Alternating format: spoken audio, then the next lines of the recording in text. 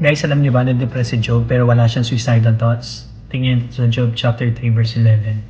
Why did I not die at birth, come out from the womb, and expire? Si Job, na-depress siya ng sobra. Si Satan nakapag-bargain kay God kung pwedeng kunin niya lahat ng ari-ariya, patayin yung mga pamilya ni Job para na mapatunayan na hindi siya faithful kay God.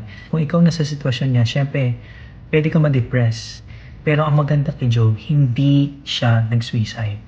Bakit? Kasi when we say suicide, it's taking your own life. But if you're asking your Creator to take your life, iba yon. Nakikita natin sa buhay ni Elijah and even sa buhay ni Jonah, explicit na sinabi nila doon, Lord, take my life.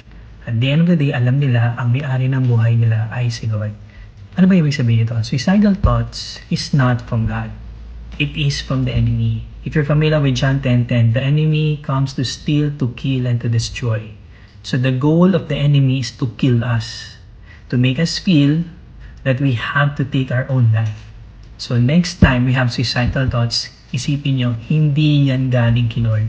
Galing yan sa enemy. Yes, you may feel na ayaw mo na sa mundong to, but at the end of the day, you go back to God and say, Lord, alam ko malungkot ako ngayon, pero ililift up ko to sa iyo. Share this video and follow me for more 1 Minute Word.